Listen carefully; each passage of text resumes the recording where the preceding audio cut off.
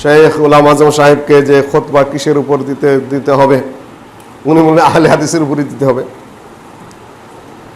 বললাম যে ঐতিহাসিক বিষয়গুলা খুতবায় কতটা প্রযোজ্য হবে, মানুষ কতটা বুঝবে, যে বুঝে না বলেই তো বুঝাতে হবে। যাই হোক, আমি অবশ্য অন্য চিন্তা করেছিলাম, হয়তোবা এটাই সঙ্গত হবে। আরবিতে একটি প্রবাদ বাক্য আছে, আহলু মক্কা আদরাবে শাবিহি শাবিহা, মক্কাবাসীরা তার অলিগলি ভালো জানে, যেহেতু সাঘাটার মানুষ, গাইবান্ধার মানুষ, তারাই ভালো জানে এখানে কোন বিষয় প্রযোজ্য। আহলুল হাদিস শব্দটি বা বাক্যটি দুইটা শব্দ নিয়ে গঠিত, একটি হলো আহাল আর একটা হলো হাদিস। আহালের বহুত অর্থ আছে ডিকশনারিতে। আহাল মানে বাসিন্দা, আহাল মানে পরিবার, আহল মানে যোগ্য, আহাল মানে হলো ধারক, আহল মানে বাহক, আহল মানে হলো প্রতিষ্ঠাতা। আহালের বহু অর্থ কোরআনেও এসেছে, হাদিসেও এসেছে, ডিকশনারিতে তো আছেই। হাদিসের সাধারণত দুটো অর্থ। শব্দার্থ হলো নতুন, হাদিস নিউ।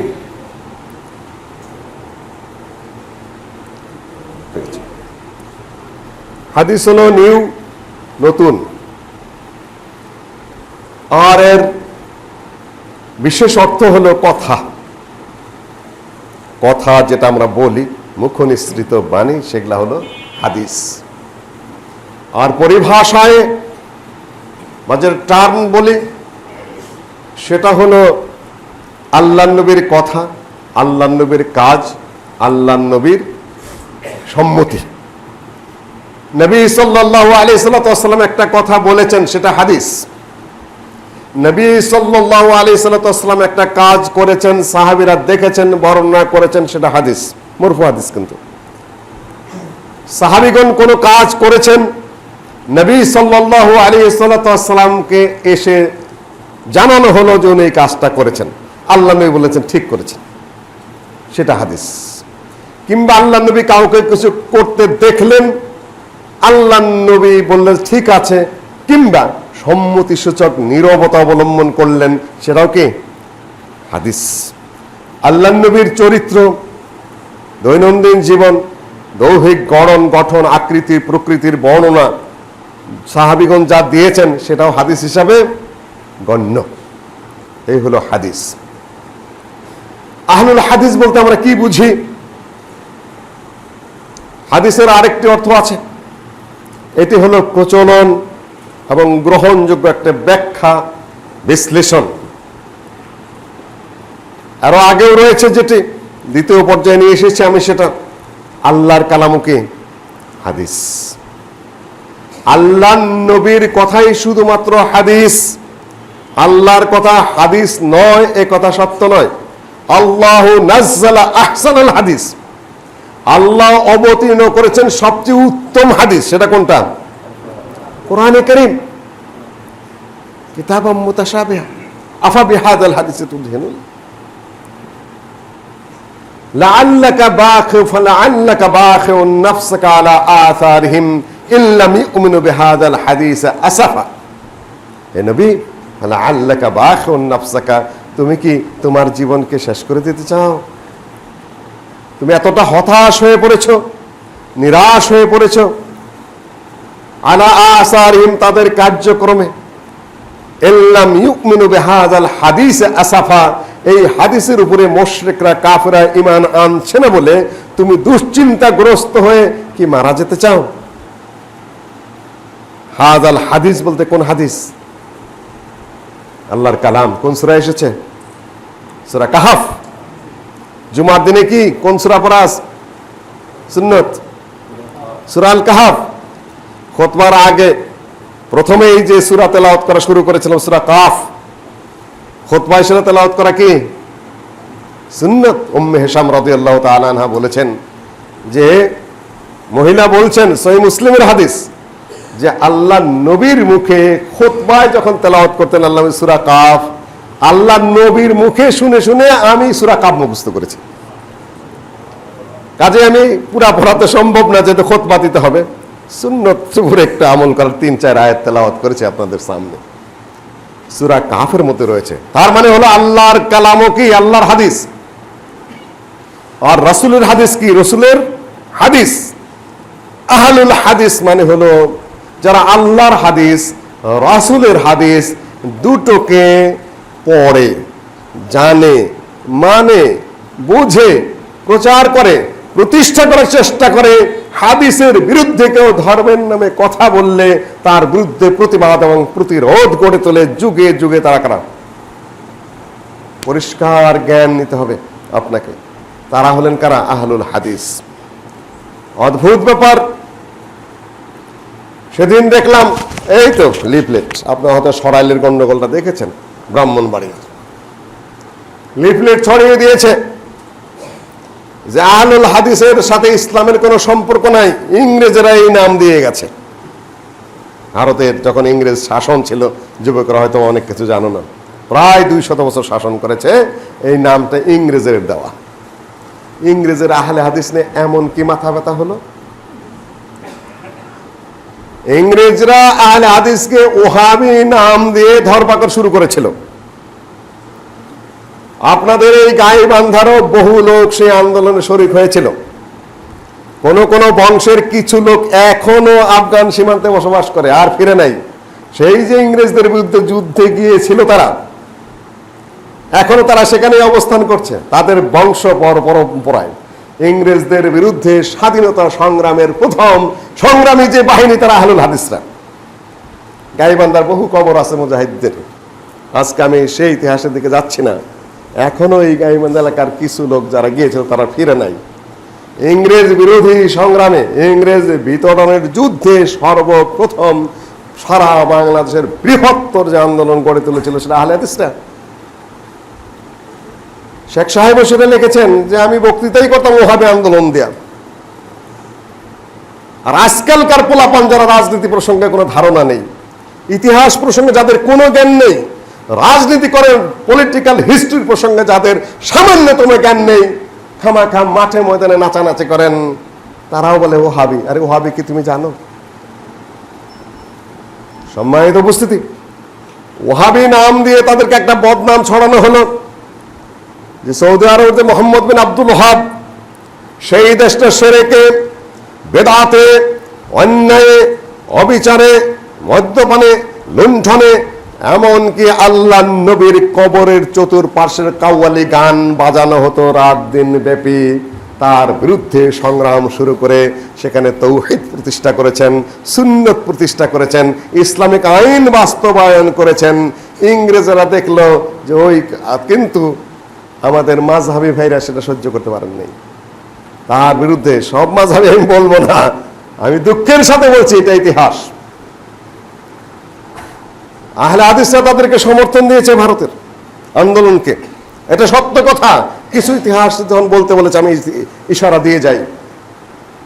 এই দেশে যেহেতু সুফি প্রভাবিত, বেদাত প্রভাবিত, শিরক প্রভাবিত, কঠিন মাযহাব দ্বারা প্রভাবিত, যখন ওই দেশের রাষ্ট্রীয় ব্যবস্থাপনা বদ্ধ মাযহাবীদের হাত থেকে এদের হাতে চলে গেল, তখন উপমহাদেশের সবাই তাদের শত্রু হিসাবে গণ্য হলো।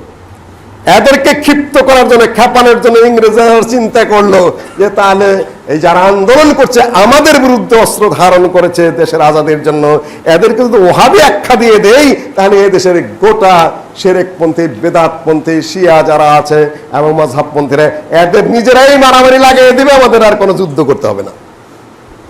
এই ছিল তাদের একটা ব্যাড পলিটিক্স। তাতেও যখন কাজ হলো না, তখন সন্ত্রাসী মামলা দেওয়া শুরু করে দিল। সন্ত্রাসী মামলাগুলোর মধ্যে Kolkata trial, Ambala trial, Malda trial ইত্যাদি বহু রাষ্ট্রীয় মামলা দিয়ে আহলে হাদিসদেরকে ধরপাকড় করা হলো, ফাঁসিতে ঝুলানো হলো। আপনাদের এই বগুড়ার এই সন্ধ্যাবাড়িতে ক্যাম্প ছিল, এখানে আজকে ইতিহাস এশিয়ায় আমার দূরে চলে যেতে হবে খুব দ্রুত গতিতে। সারা বাংলাদেশ শুদ্ধ ধরপাকড় করা শুরু হয়ে গিয়েছিল, সারা ভারতে ধরপাকড় করা শুরু হয়ে গিয়েছিল। বহু মানুষকে তারা ফাঁসি দিয়েছে, বহু মানুষকে আন্দামান দ্বীপপুঞ্জে দেশান্তরিত করেছে, বহু মানুষের সম্পদ বাজেয়াপ্ত করেছে, বহু মানুষ পথে পথে করেছে। তার কিছুটা নজির আপনারা কিছুদিন আগেও দেখেছেন এই দেশে, তাই না? ওই একই বলেছি, পার্থক্য কিছু আছে, কিন্তু একটা নাম দিয়ে দিতে হয় মানুষকে, একটা কমিউনিটিকে, একটা সমাজকে নির্যাতন করার জন্য। আমরা আমাদের ধাঁচে কথা বলি, কোন দল খুশি হলেন বেজাল হলেন এটা আমাদের মানদণ্ড নয়। আমাদের মানদণ্ড হলো ঐতিহাসিক ভাবধারায় কে কি করে যাচ্ছেন। আমাদের আহ্বান থাকবে সবাই সত্য এবং শুদ্ধ পথে আসুন, অন্য কথা পরে। এই তো ওহাবি নাম দিয়ে দিল। তখন যখন দেশ স্বাধীনতা দিতে বাধ্য হলো ইংরেজরা, তখন আহলে হাদিসরা একটা অ্যাপ্লিকেশন করলেন, ওহাবি নাম দিয়ে যে আপনারা আমাদেরকে মারলেন, ধরলেন, দেশান্তরিত করলেন, ফাঁসি দিলেন, সম্পত্তিগুলো বাজেয়াপ্ত করে নিলেন, আমাদের চাকরি বাকরি সব খাইলেন, এখন তো চলে যাবেন। এখন তো মানুষের বহু মোল্লা লাগিয়ে দিয়েছিলেন, হাজার হাজার টাকা বেতন দিয়ে সারা দেশে মোল্লারা ঘুরতো আর বলতো এই আহলে হাদিস ওহাবি ওহাবি ওহাবি, বহু মৌলবীকে বেতন দিয়ে দিয়ে অপপ্রচার চালানোর জন্য। আমরা তো আহলুল হাদিস, আমরা তো ওহাবি নামে তো কিছু না। ওহাবি তো আপনারা দিয়েছিলেন অপবাদটা। এখন দেশ স্বাধীন হয়ে চলে যাচ্ছেন, তো কি আমাদের নামটা ওহাবি দিয়ে যাবেন না রেজিস্টার থেকে কেটে দিয়ে যাবেন? তখন বললো যে ঠিক আছে, আমরা নামটা কেটে দিয়ে গেলাম, আহলে হাদিসি ওহাবি নামটা দেওয়া আমাদের ছিল অন্যায়। বিষয়টা পরিষ্কার হলো আপনাদের সামনে, বিষয়টা ঐতিহাসিক ব্যাপারে। এইটা ওরা বলছে যে আহলে হাদিস নামটা ইংরেজরা দিয়ে গেছে। ইংরেজরা আহলে ইসলাম দেবে কোথার থেকে? আহলে হাদিস শব্দ কোরআনে আছে, হাদিস শব্দ হাদিসে আসে, সাহাবীগণ হাদিসপন্থী এবং তাবেঈগণ আহলুল হাদিস, যেটা হুজ্জাতুল বালেগা খুলে দেখুন, তিনি আল ফারকু বাইনা আহলুল হাদিস ও আহলুর রায়, আহলুল হাদিস এবং আহলুর রায়ের মধ্যে পার্থক্য কি, এটা তিনি শুরু করেছেন তাবে সবচেয়ে সিনিয়র তাবে সাঈদ ইবনুল মুসাইয়্যিব থেকে। জোহরির আলোচনা তিনি করেছেন, শাহওয়ালিল্লাহ শুরু করেছেন তাবেঈদের থেকে, অর্থাৎ সাহাবীদের পরে থেকেই তাবেঈদের যুগ থেকে আহলুল হাদিসের পূর্ণাঙ্গ প্রতিষ্ঠা। তখন এই যে ধারা, কয়েকটা ধারা রয়েছে মাযহাবী ধারা, এই যে ছড়াই যে সেদিন হয়তো আপনারা দেখেছেন, ব্রাহ্মণবাড়িয়ার বাহাস, কিসের বাহাস? মারামারির উদ্যোগ। আমি ঢুকে পড়লাম সাহস করে, যদি না ঢুকে তাহলে বলবে পরাজিত হয়ে গেছে, আসে নাই, এই সেই। চিন্তা করলাম একদূর যাই করি, ডাল্লুল যাই দেখ, ভিতরে যাই যে উপস্থিত হয়ে যায়, তাহলে এই কথা বলতে পারবে না যে ওরা আসে নাই, ব্যাপালা হয়ে গেছে। বাস তো করবি তা তো জানি। ভিতরে যাই ঢুকলাম, ছবি ওঠা যাওয়ার পর এখন তারা অস্বীকার করতে পারবে না যে আমরা যাই নাই, ব্যাপালায়ন করেছি, দাঁড়াই ছিলাম। তারপরে যা হয় তা হবে না। সম্মানিত উপস্থিতি, তার মধ্যে একটা লিফলেট পেলাম, মিথ্যা কিভাবে ওরা ছড়ায়। ইংরেজদের চেয়ে মিথ্যাবাদী ওরা, এত জঘন্য মিথ্যা কথা বলতে পারে আল্লাহর এই বান্দারা। এদের কোনো আখেরাত নাই, আল্লাহর কোনো ভয় নাই, কোনো তাকওয়া নাই, কোনো পরহেজগারি নাই। আল্লাহর সামনে দাঁড়িয়ে গিয়ে যে একদিন জবাব দিতে হবে মিথ্যাচারের, প্রতারণার। হুজুর মাথায় টুপি মাথায় দেওয়া আছে, কিন্তু হুজুরের আল্লাহর ভয় নেই, আখেরাতের কোনো ভয় নেই। নাহলে এত মিথ্যাচার কোনো মুসলমানের বাচ্চা করতে পারে না। সম্মানিত উপস্থিতি, তাবেঈদের যুগ থেকে কয়েকটা ধারা আস্তে আস্তে শুরু হলো। শুধু তারা হাদিসের উপরেই ছিলেন। ওই সময় হাদিস, কোরআন এবং হাদিসের বাইরে কোনো মাযহাব ছিল না। মাযহাব আগে না আহলুল হাদিস আগে? চার মাযহাব আগে না আহলুল হাদিস আগে? আহলুল হাদিস আগে, মাযহাব হলো পরে। ইমাম আবু হানিফা রাহিমাহুল্লাহর জন্ম ৮০ হিজরিতে। ইমাম আবু হানিফা রাহিমাহুল্লাহ কোনো মাযহাব প্রতিষ্ঠিত করে যাননি। মাযহাবের প্রতিষ্ঠা হলো ৪০০ হিজরির প্রথম দিকে। তার আগ পর্যন্ত এই পৃথিবীতে কোনো মাযহাব ছিল না। তার আগে আহলুল হাদিস, হাদিসপন্থী, তো রায়পন্থী ছিল। হাদিসপন্থী এবং রায়পন্থী। হাদিসপন্থী হলো সকল কিছুর মধ্যে হাদিস দিয়ে দলিল দেওয়া। আর একটা হাদিস কিছু আছে, কোরআনও আছে, কিন্তু কিছু মতামত তার সাথে যুক্ত করা, কিয়াস টিয়াস ইত্যাদি যুক্ত করা। আহলুল হাদিস এবং আহলুল রায় ছিল, কিন্তু মাযহাব ছিল না। মাযহাব হলো হিজরি ৪র্থ শতকের প্রথম, অর্থাৎ ৩০০ শতাব্দীর শেষের দিকে। তখন ইমাম নাসাইর মৃত্যু হলো ২০৪। এই ৬ মুহাদ্দিসের, শেষ মুহাদ্দিসের মৃত্যুর সময় থেকেই মাযহাবের শুরু। এর আগে থেকে মাযহাবের সময় গণ্য করা হয় না। সম্মানিত উপস্থিতি, ৩০৪। সম্মানিত উপস্থিতি, মাযহাবের সূচনা এইভাবে হলো। তখনও হাদিসের উপর তারা চলার চেষ্টা করতেন। পরবর্তীতে যখন হাদিসগুলো সংকলিত হয়ে গেল, জমা হয়ে গেল, তখনও কিছু সংখ্যক মানুষ মাযহাবের উপরে টিকে থাকতে চাইলেন, হাদিসগুলাকে মাযহাবের পিছে চালালেন। হাদিসের পিছে মাযহাব চলবে না মাযহাবের পিছে হাদিস চলবে?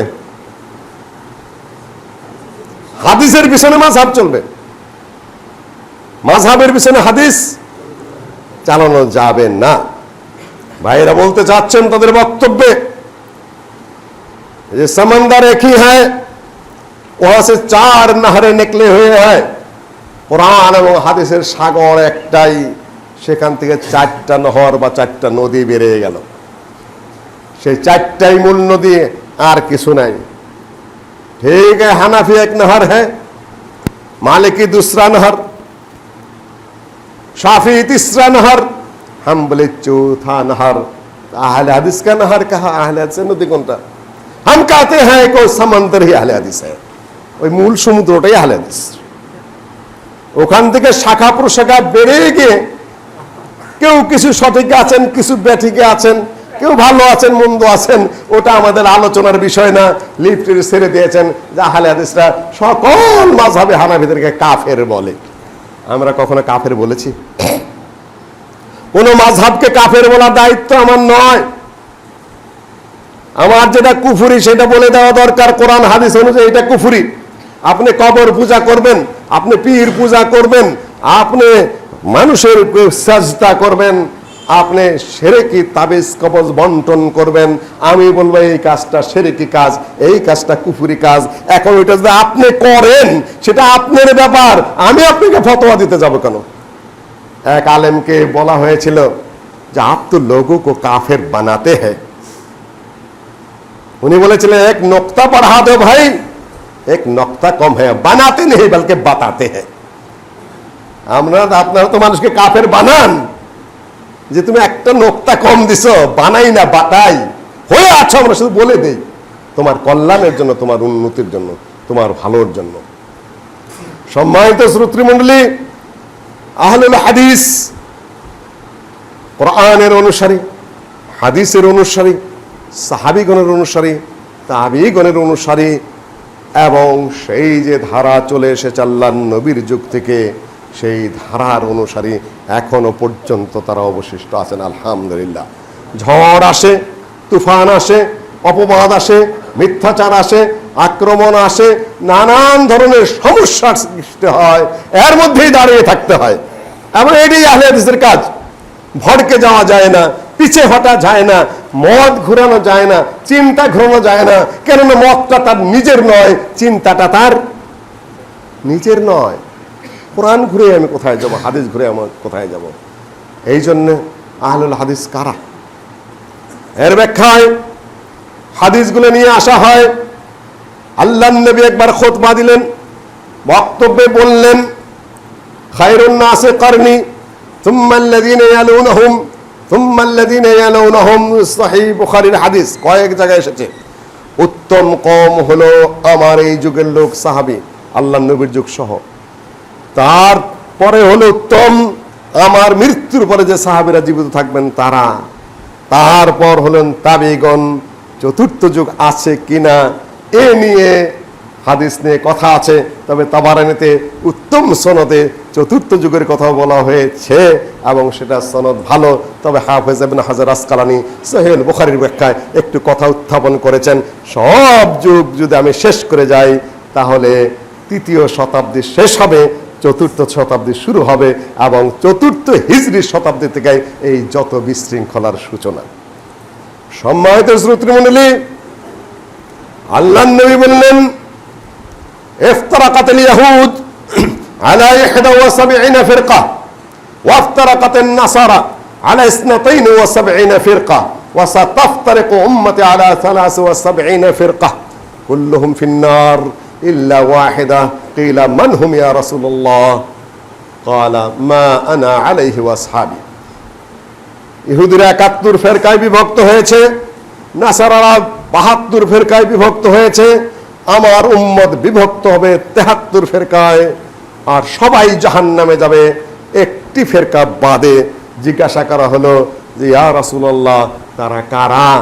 আল্লাহর নবী বিস্তারিত বিবরণ না দিয়ে একটা মূল কথা বলে দিলেন, মা আনা আলাইহি ওয়া আসহাবি, আমি এবং আমার সাহাবীগণ যার উপরে আছে। এখন আমাদের কর্তব্য হলো আল্লাহর নবী কিসের উপর ছিলেন আর তার সাহাবীগণ কিসের উপরে ছিলেন। হাদিসগুলো একত্রিত হয়ে আছে, আল্লাহর কালাম তো আছেই, দুইটার আলোকে আমাকে বিবেচনা করতে হবে কে কোন পরিস্থিতিতে আছেন।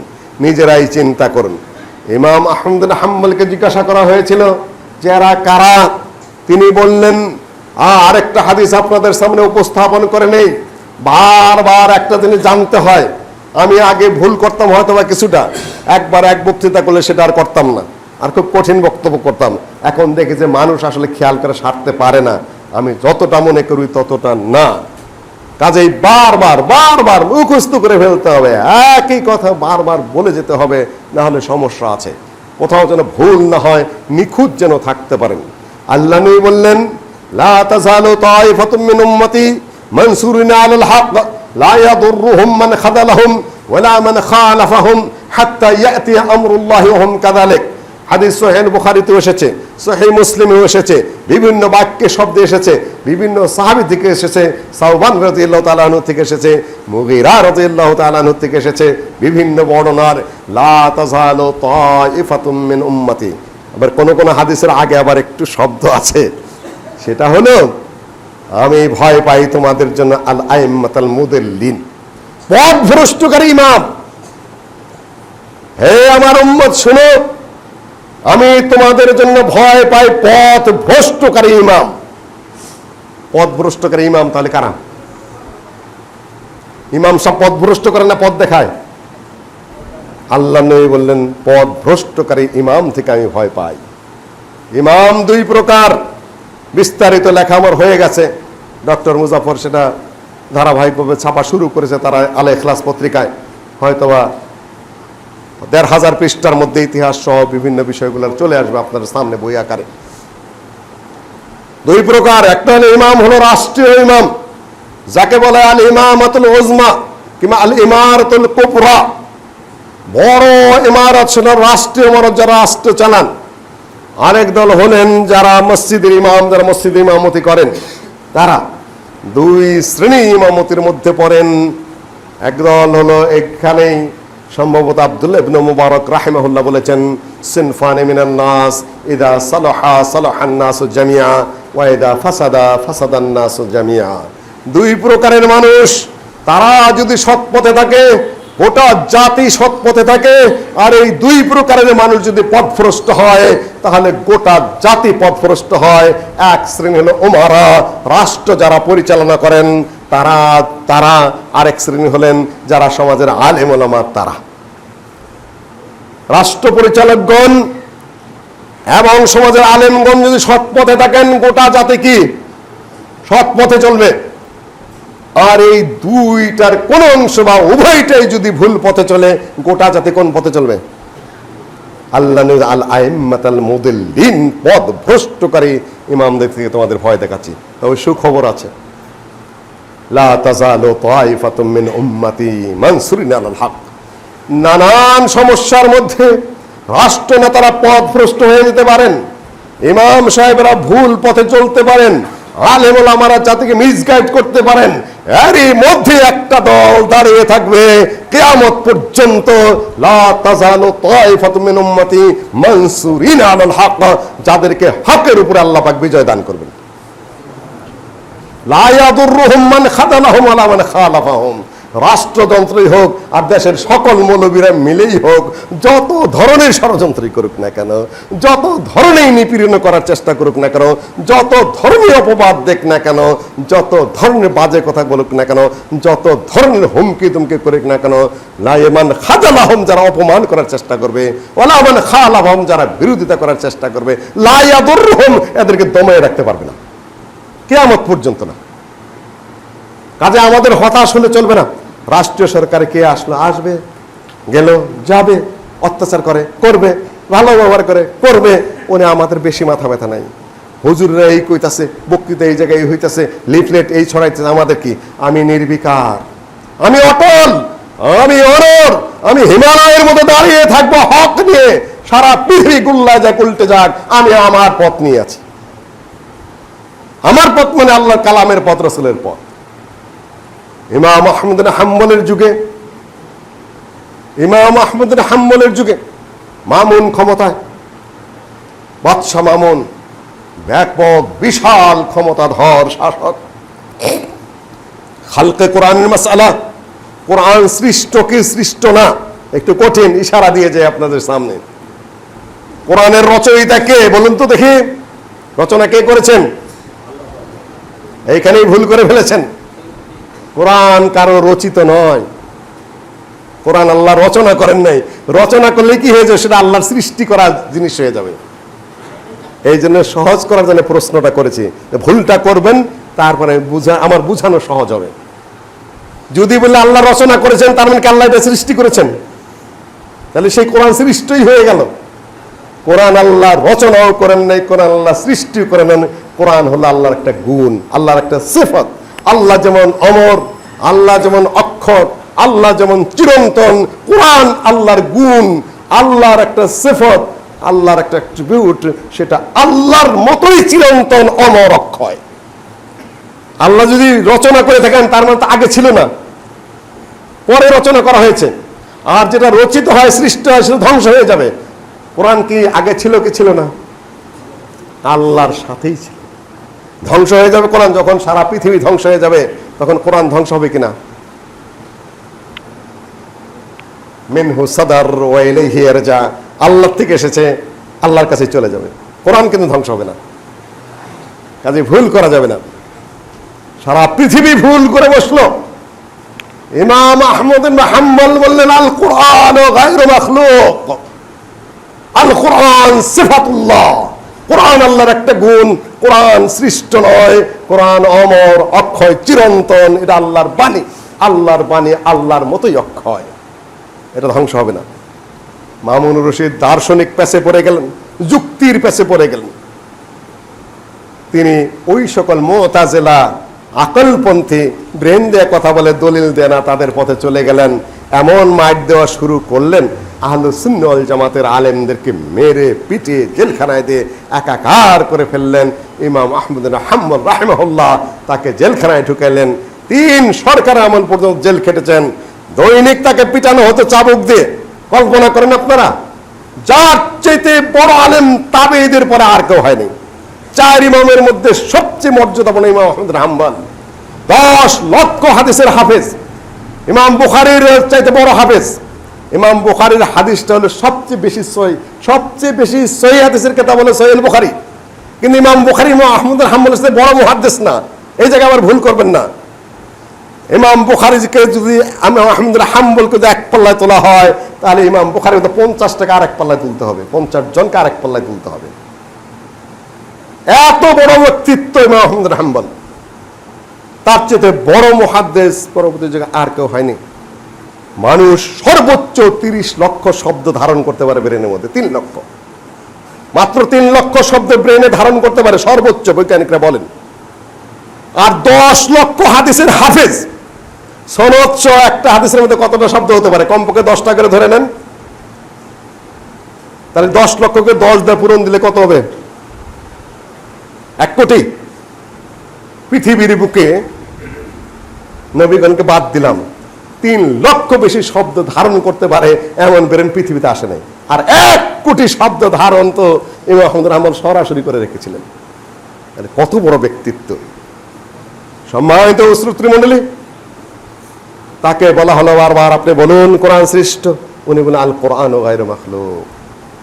3য় সরকারের আমলে তারপরে খলিফাতুল মুসলিমিনের মা সুপারিশ করলো, একটা ভালো মানুষ, দিনদার মানুষ, পরেজগার মানুষ, এত বড় হাদিসের হাফেজ, তোমার বাপ দাদারা তাকে অত্যাচার করে আসছে, কবরে যে কি জবাব দিবা, আখিরাতে কি জবাব হয়? তিনি ছেড়ে দিলেন। ছেড়ে দেওয়ার পরে তারপরে একটা বস্তা ভরা স্বর্ণ মুদ্রা তার কাছে পাঠিয়ে দিলেন, যে এত কষ্ট দিয়েছে আমাদের বাপ দাদারা, আপনি ক্ষমা করে দেন এবং এগুলা যদি মেহেরবানি করে গ্রহণ করেন। তিনি প্রত্যাখ্যান করে বললেন যে রব্বিস সিজনু আহাব্বু ইলাইয়া মিম্মা ইয়াদউনানি ইলাইহি, আবার আমাকে জেলখানায় নিয়ে যাও, সেটাই ভালো, তোমাদের এই পুরস্কার আমি নিতে পারবো না। কেন এটা দিয়ে আবার ঘুষ মনে করবে, কেনা বেচা শুরু করবে, বা পরবর্তী যুগে আমার সন্তানাদিকে বলবে তোমার বাবাও তো ঘুষ নিয়েছিল। ওটা হবে না। নিজের ছেলের উপার্জন তিনি খেতেন না, সালেহ জাস্টিস ছিলেন রাষ্ট্রের।